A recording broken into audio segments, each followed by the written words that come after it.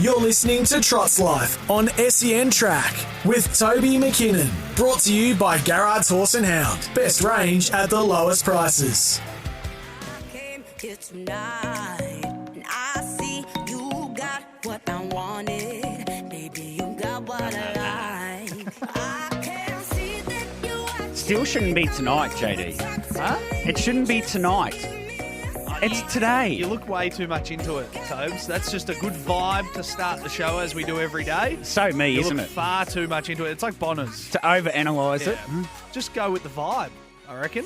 Welcome to Trot's Life. Big show today. We are going to hero everything today, and it will be HRV Hero Program Manager Tara Vandermin will join us, JD. She's in studio, and she's so excited and looking forward to this. I'm glad someone else is in studio because I was getting over looking at your mug all day, every day. That's every okay. Wednesday. We can pop a mirror up if you want. Oh, bang. That was... Nice start, buddy. Very, very sharp start. I've copped a short ball early and hooked it. I was just going for a little bit of Chin radio, music. a little bit of radio craft, a little bit of banter early, and bang, Just one's hooked over it. the fence. Yeah. Nice work. Nice work. No, good to see. So we will be joined by Nikki Cook, a HRV Hero retrainer who we may not know, Jackie Barker, who is a HRV retrainer who we probably do know, and Susan and Heather Pax. I'm getting the nod on the pronunciation. Should have checked that beforehand, but that's not how I roll.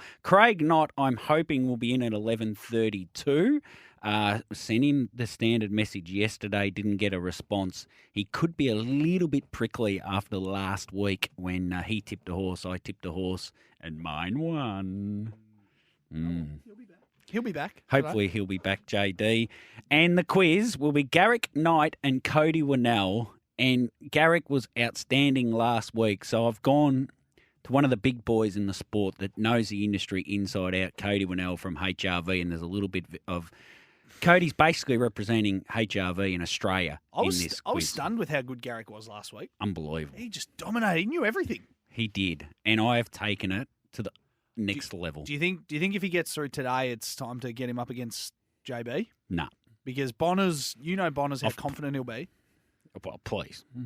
But he only wants Adrian Barlow's quiz. He doesn't want a funky wombat quiz. Yeah, because he might lose. Yeah, he knows he'll lose. Because I'll ask 10 questions about the other person. Correct. That Jason won't know the answers Correct. to. He knows he'll go down. No. So next week, if Garrick beats Cody, unlikely situation because Cody's sort of my boss. So in the unlikely situation that Cody Winnell lost today, I've planned for Garrick to play someone else next week, then Craig Rail. And if he got through Craig Rail, he can take on Jason Bonington. People, I know you may not know, but our fans and listeners will understand. Now, welcoming into the studio, Tara Vandermin, and I hope I pronounced that right, and she's nodding her head.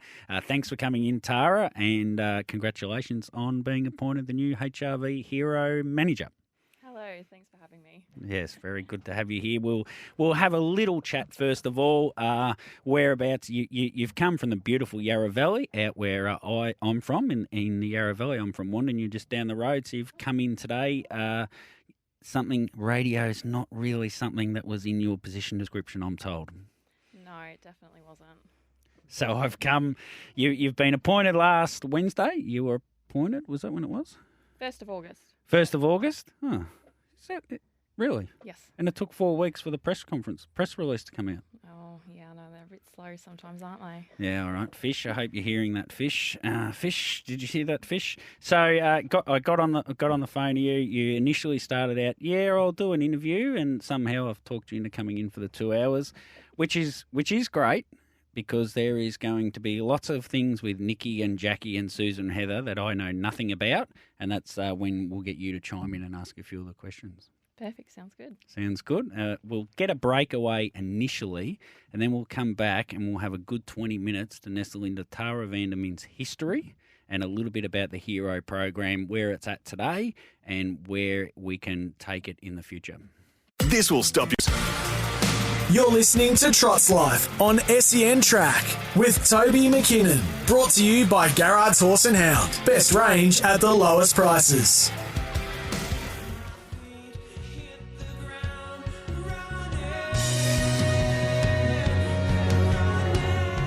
Now, Now, that's why, JD, I probably shouldn't be panelling. I'm not sure what went on then. No, you just have a little bit of a lead in with the music. Yes, and then okay. Then you come in. It's radio craft. Totes. Welcome back to Trot's Life, and we just continue on our discussion from off air onto on air. And I am with Tara Vandermin, the manager of HRV Hero, and something a lot of people aren't great at is talking about themselves, and this could be a challenge for some people. If it was me, if talking about yourself was an Olympic sport, JD and Tara, I would be going to the Olympics. Trust me, I can do it very well, very, very well. Listen to it.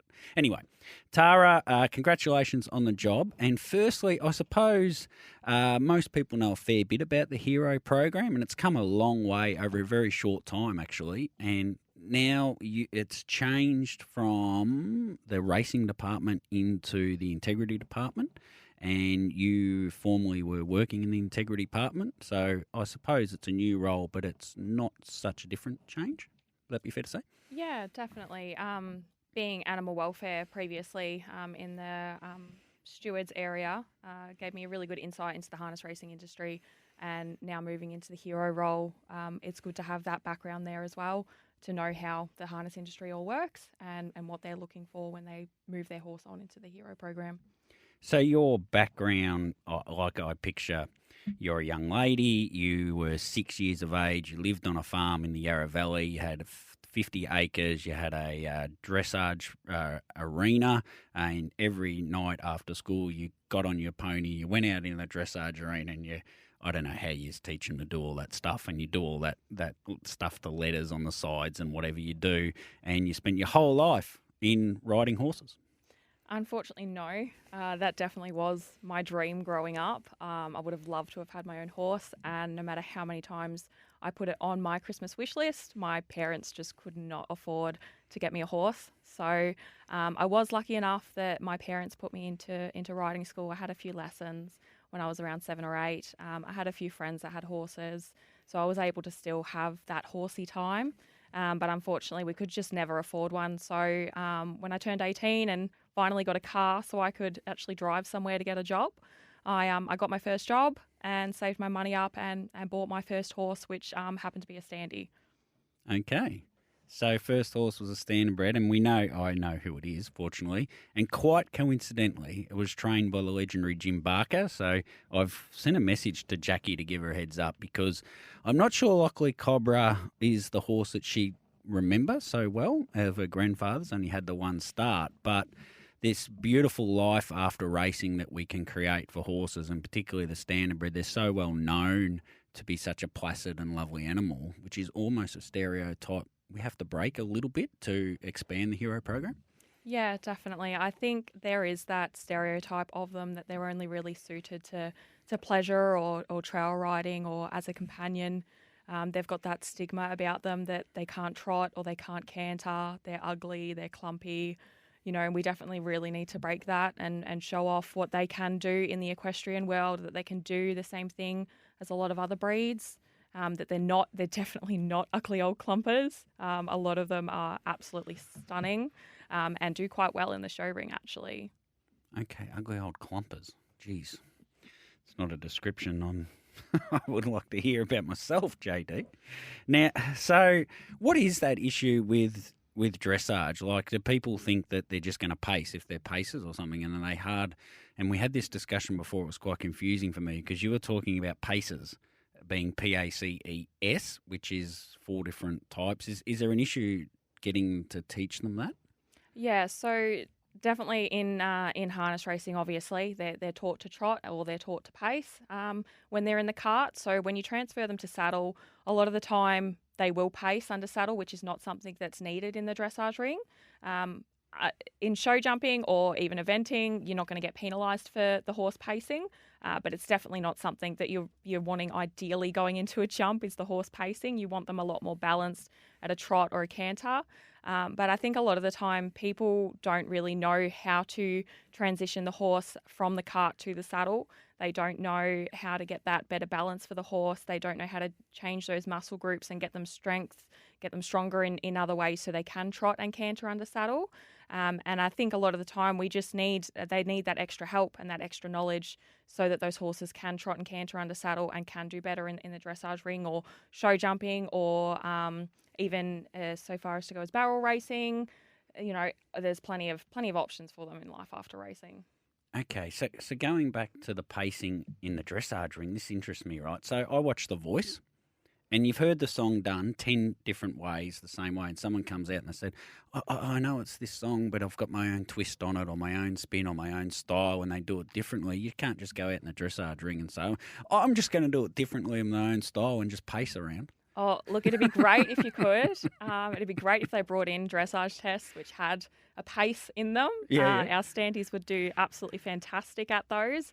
But unfortunately, general dressage tests, they focus on a walk, a trot and a canter. I know, just being silly, which is not unusual. So we can see already you've got this background in equestrian. So take us through that. Like I know you're involved at the Macclesfield Adult Riding Club. So take us a bit around that, because I think that's a big part of what you're going to bring to this job. So I've probably been involved with Macclesfield Adult Riding Club for probably about 4 or 5 years now. I'm on the committee there. I help out with the website, the Facebook page and all that. I'm one of the youngest ones we've got there, so I'm pretty good at doing that. But basically, Macclesfield Adult Riding Club, it's a part of HRCAV, which is the Horse Riders Association of Victoria. So we've got a lot of adult riders in there, a lot of people coming back to riding, and that's where the standees can really fall into place there. They're a really nice, versatile breed, generally fairly quiet and fairly good for the adult rider that's sort of getting back into riding after maybe 20 years off after they've had kids or had a bit of a break to focus on their career. So for those at home, Macclesfield, in harness terms, if you drove from Yarra Valley to Warragul, it's about halfway in between, would be a bit of an idea for where we're talking.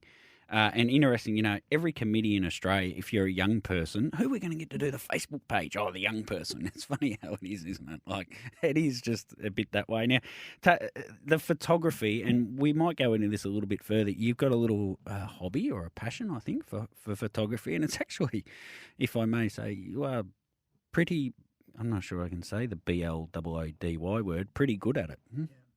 Oh, thank you. Definitely when I was younger and I wanted the horse and we couldn't afford the horse, I turned to photography. It was definitely one of my other passions. Cameras weren't that expensive then. I think my parents just bought me like the $50 one from Kmart. So I'd go out and take photos of nature and also animals, dogs, and would try and go to horse shows and take photos of them there. And that's sort of gotten to the point where I've purchased a digital SLR camera so I can get some more high quality shots. And with that, I've gone out to a lot more horse events and taken a lot of photos there, and just do it as a little hobby, a little side business, and make some money from it. A little bit of Kiashella on the side, don't mind it. So but there's more to the photo, and we were talking about it earlier. Like for me, you're just taking a photo of a horse, but there's more to getting the photo at the right time. And looking at Nikki, when I was looking at Nikki Cook, she does a wonderful job, and we'll talk to her after about 11:40 on photographing these horses and showing them in their finest angle, or however you would describe it. Yeah, so definitely having that equestrian background helps me know what I would want in a photo of my horse. So if you put dressage and harness racing sort of together and you've got the trot, the pace of the trot, you want that photo, that image of when that horse has showing that big powerful trot that it's got, rather than being halfway through that stride and they look like they're about to fall on their face. So you just want to make sure that you get that ideal shot there, and the same with the horse going over a jump. You don't want the horse, halfway into the stride of the jump. You want them over the top of the jump where they're showing off their skill of what they're able to do, and and that's it. Yeah, okay. Stu McCormick at HRV, he'd be a little bit nervous if you had a look at your Facebook page, I'd imagine, Stu, if you're listening. Polo. Now, I've got this wacky idea. It's a wacky, isn't it? I'd love HRV to have a standardbred polo team or something, or sponsor a polo trainer or something, and get the harness horses playing polo. There's a polo event at the Yarra Valley. I've been a few times. It's quite a nice, relaxing day. It's very entertaining, very relaxing, nice little picnic. You can have a bevy or two while you watch it. Is that something that standardbreds do? Do you see them playing polo? Have you seen them playing polo? And can we get the integrity department to put together a HRV hero polo team? Look, I think we'd have to talk to Brent about the budget as to whether we could put together a HRV polo team. But personally, I don't think I've ever actually seen a standardbred do polo. Considering how versatile they are, I think they could possibly do it. They just need the correct training. They need the right person to be able to do that and to be able to understand what they need from the horse and to be able to instill that into them. So I wouldn't say that they wouldn't be able to do that. I assume you've been to the polo. Not really. You haven't been to the polo. It's amazing what those horses do. They stop. I've seen videos and footage of it, and look, I've had it on when I've been at other equestrian events, and it is amazing how quick they move and stop and twist and turn, and I don't know how the riders stay on. It's amazing stuff that happens, and I just love the horse. I've always loved the horse. I grew up. We had a harness trainer train horses on our property, and just the beautiful horses we had there. There was one in particular, another fella, which my brother spoke about a few weeks ago when he was on. You know, you could open the gate just in the paddock and he would just walk himself into his box at night. We were kids. We could hang off his neck. We could do whatever we wanted to him, and he just never worried him whatsoever. And that following on, you know, I've got kids now and there's horses in the paddock at home and all they want to do is feed them and touch them and pat them and soon they'll say ride them and then they'll say they want to get lessons and their own horse, and then I'll be coming back to HRV for a pay rise because I won't be able to afford it. So I feel for your parents, but I still think possibly the worst thing your parents ever did was give you those riding lessons, because that would have just fueled the fire, I suppose, for you to be involved with horses. Oh, definitely. I think there were a few fights between my mum and my dad because my mum was saying don't get her the lessons because she's just going to want a horse more. Yeah. Whereas my dad, being the softy that he is, Yeah. he was like, oh, come on, that's all she wants. She just wants some riding lessons. They can. I've got two daughters, and to say that I'm wrapped around their little fingers it's pretty easily done though. They've done that in not much time at all. The little buggers actually.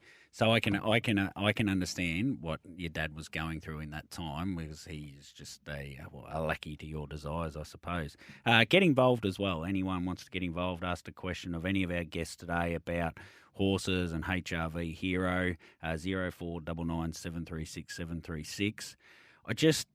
I know it's with the standardbred, we have access to them as an industry. We can get the horses, no worries. We all know about the Hero program within the industry. The biggest challenge I see going forward, and it's clear that this is the direction you're going and this is what you're targeting. We had Brent Fisher in a couple of months ago and I asked him the same question. It's finding avenues to sell these horses into new markets. It's about changing the stigma of the standardbred as well. Yeah, definitely. That's where a lot of our ambassadors are coming on board, and a really good avenue for that as well, to show that the standee really can do so many different things. I mean, we've obviously got Steve Cox. He has Arden Rooney. He does trick training with him. We've got Kylie Paul. She's got Whiskey Business. She does barrel racing and some team penning with Minty, and it's some of the videos that she sends me of Minty going around the barrels. It's just insane. He's so quick, and he's cantering, and he's doing flying changes, all the stuff you need for dressage or eventing. You're losing me. You're losing me. He does really fancy stuff that people think that they can't do. So it's brilliant that we've got those people on board to really break that stigma of the standee and show what they can do, and hopefully that will open more avenues for us and for homes for the standees. Trick training, does he put his hoof through a glass box and pull out a $5 note or something? I think that'd be a bit risky when it comes to welfare. I would not want that. You know, like a magician would. You know, what's trick training? So he does tricks. So he can bow, he can smile. And he stands up. It's very cute. He stands up on a little pedestal so he's got his front feet on the pedestal and he's got his hind feet on the ground, and it's like a little puppy standing up on a pedestal, and you can sit in front of him on the pedestal and get a photo with him while he smiles. It's very cute. Who's that horse? Arden Rooney. Arden Rooney does all that. Yeah. That must have been Karen and Grant taught him all that. No doubt Grant will claim that one. There's a horse. When you drive from Terang to Melbourne, there's a place called Foxhow, and there's nothing in Foxhow, and there's a paddock in the middle of nowhere with one horse in it. And just an insight into my mind, I've named that horse Bruce. I don't know what his name is. And I always toot at him and say hello when I drive past, which is pretty regularly. And people can attest to this that have been in the car with me. The other day, I drove past and I tooted, and he bowed his head when I tooted. I swear to God, it was early in the morning and I had a late night. So I might have been delirious and dreamt it, but I swear to God, he bowed his head when I drove past and tooted at him. I don't know if he's a standbred or what he is. I never stopped, never spoken to the horse, never touched him, never anything like that. But he's just in this paddock, and a few people from the Terang district will know the horse I'm talking about in Foxhow. He's just around the big sweeping right-hander, and then he's on the left-hand side before you go up the hill. I've just gone off on another tangent again, JD. We're nearly 11:30. Tara Vandermeer, thank you so much for coming in so far. We've got another hour and a half. We'll come back after the 11:30 news in a minute or so's time. There's no clock on this new computer we've got, JD, so I'll have to talk to Timmy about that one. Talk to Timmy out the back. I've lost my clock, I've lost my marbles, and I've lost my clock. You have to get your clock up on your phone or something. Just let's be really careful how we say this, right? Yeah. You just keep going. After the break, Craig Knott will come on, I hope. I haven't heard back from Craig Knott. I did message him. Oh, I've got a message. Jackie Barker. Craig Knott has liked All Good for Tomorrow at 11:32, so I hope he realises that's today. We'll ring Craig Knott in a minute, and we'll get his tips for tonight at Bendigo. We'll go through that with him very quickly. And then at 11:40, we'll be joined by Nikki Cook from Shorey Park. At 12:20, we've got Jackie Barker from Monterey Park Standardbreds, wanting a little bit more about, and we will talk about a number of things with Jackie. And then at 12:30, Susan and Heather, Pakes. Oh, I got it right. I said it wrong earlier. I'm naughty, JD. That's the show. Want to go to the news? The quiz. Is it 12? It's not. It's 11:30. It's not 11:30. 11:29 and 38 seconds. No, I'll pad for another 22 seconds. You're all about punctuality, aren't you? I would like to go to the news at exactly 11:30. All right. The quiz will be Garrick Knight and Cody Winnell. I am absolutely looking forward to it. I've taken the questions a fair bit harder because I'm expecting a great performance from both those gentlemen. And without any knowledge as to what 22 seconds took, I would say it is right now.